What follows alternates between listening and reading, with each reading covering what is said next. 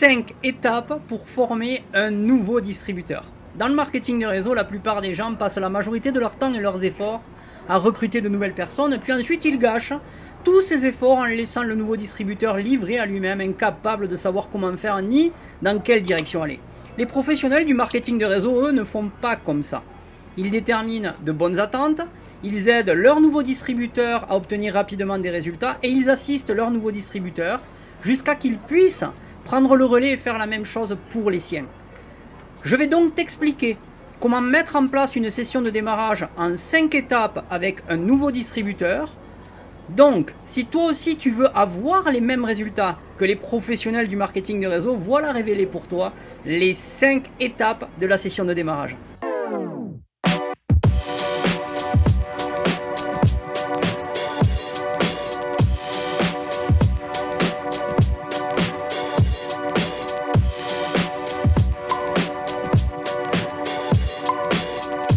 Première étape, c'est valider son choix. Il convient en fait de valider le choix que ton nouveau distributeur vient de faire et de le féliciter vraiment pour ce choix en lui précisant que c'est le bon et en l'accueillant chaudement dans ton groupe.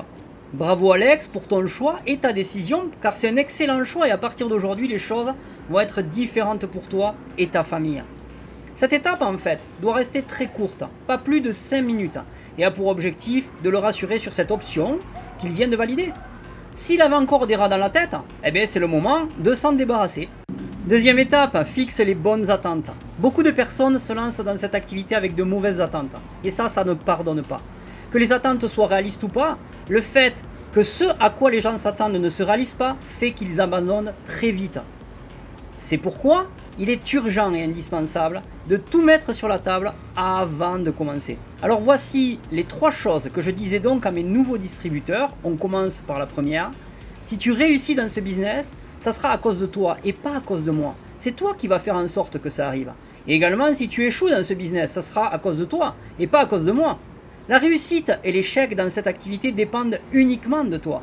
Je suis là pour te guider, je ne suis pas là pour travailler pour toi. Travailler avec toi, pas pour toi. Troisième chose à dire, il va y avoir des hauts et des bas.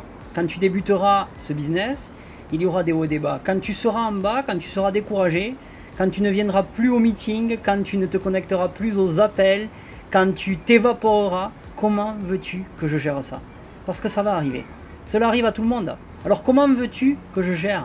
Est-ce que c'est ok si je t'appelle? Est-ce que c'est ok si je te pousse? Comment veux-tu que je manage cette situation en tant qu'ami qui travaille avec toi et non pas pour toi? Voilà donc ces 3 choses qu'il est crucial de dire à tes nouveaux distributeurs. En 1, réussite ou échec, ça ne dépend que de toi. En 2, ton objectif c'est de devenir indépendant aussi vite que possible. Et en 3, quand tu seras en bas et que tu t'évaporeras, comment veux-tu que je réagisse? Cette approche en fait, elle est tellement plus intéressante que celle du sponsor enthousiaste qui explique à son filleul qu'il ne doit pas se faire de soucis, qu'il s'occupe de tout, que tout va bien se passer, etc. Avec ce type de discours, le nouveau distributeur a tendance à se mettre en retrait et à attendre de son parrain que les choses arrivent. Tandis que cette mise au point permet au nouveau distributeur de comprendre qu'il va être coaché, mais que l'objectif final est qu'il soit indépendant rapidement.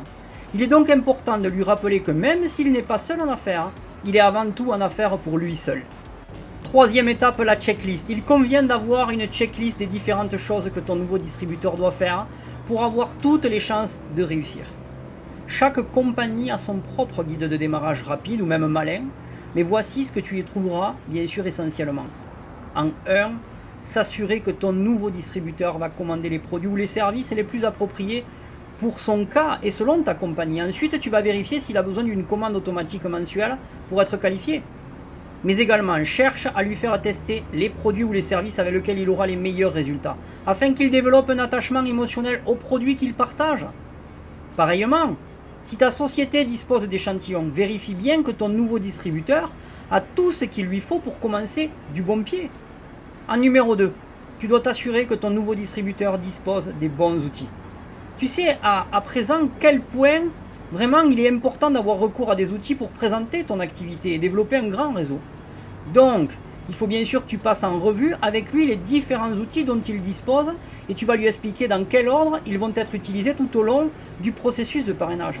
En numéro 3, tu dois t'assurer que ton nouveau distributeur puisse se connecter et sache naviguer sur le site de ta compagnie MLM et surtout dans son bureau virtuel pour passer des commandes, suivre l'évolution de son équipe, recevoir les messages importants, s'inscrire aux événements, s'inscrire aux webinaires.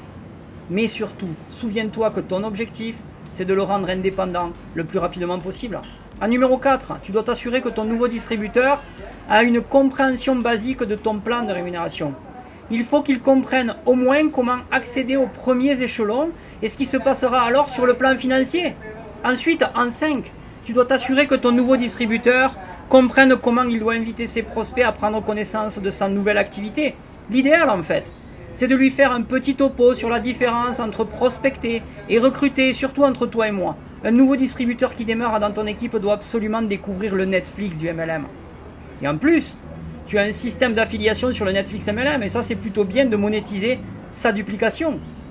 4e étape, établir un plan d'action. Tu dois mettre en place un plan d'action en fonction de ce que ton nouveau distributeur t'aura dit vouloir comme objectif, comme par exemple obtenir 500 € par mois dans 6 mois ou même quitter son emploi dans 2 ans.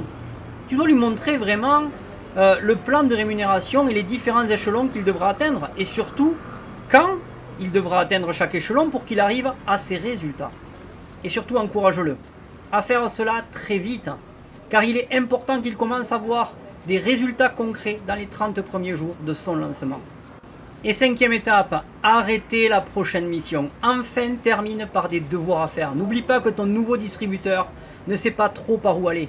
Tu es donc là pour lui indiquer la prochaine direction et ce qu'il doit faire précisément. Tu pourras par exemple lui donner les liens de 2 vidéos de formation, une sur pourquoi et comment faire sa première liste de noms et une autre sur comment organiser sa première inauguration, avec pour mission de les regarder et de te rappeler le lendemain à 17 h pour que tu prennes 1 heure ensemble afin de commencer sa liste. Et tu termineras alors cette première réunion de travail pour en fixer une nouvelle 2 jours plus tard, avec là encore des devoirs à faire bien sûr pour cette date. Tu dois jamais laisser ton distributeur sans mission précise seul à errer. Chaque rendez-vous de travail doit donc se terminer par la prise d'un nouveau rendez-vous de travail et une mission à compléter. La finalité de cette session de démarrage en 5 étapes est d'aider ton distributeur à passer la ligne. Et bien sûr, quand quelqu'un démarre dans le marketing de réseau, il y a toujours une ligne entre la réussite et l'échec. Et surtout également, d'un côté de la ligne, il est plus facile d'abandonner que de continuer. Tandis que de l'autre côté, il est plus facile de continuer que d'abandonner. Alors, bien sûr, comment aider ton nouveau distributeur à passer de l'autre côté de la ligne? Eh bien tout simplement en l'aidant à faire quoi? À signer son premier partenaire, avoir également son premier client, toucher sa première commission, assister à son premier grand événement, se faire des amis dans le groupe, être reconnu sur scène, grimper les échelons de l'échelle. Voilà effectivement un beau rôle de parrain, on est d'accord? Donc c'est à toi de jouer et de mettre cette session de démarrage avec chaque nouveau distributeur de ton équipe. Et n'oublie pas que tu peux monétiser tout ça en utilisant le programme affiliation de la formation Netflix MLM. C'est à toi de jouer.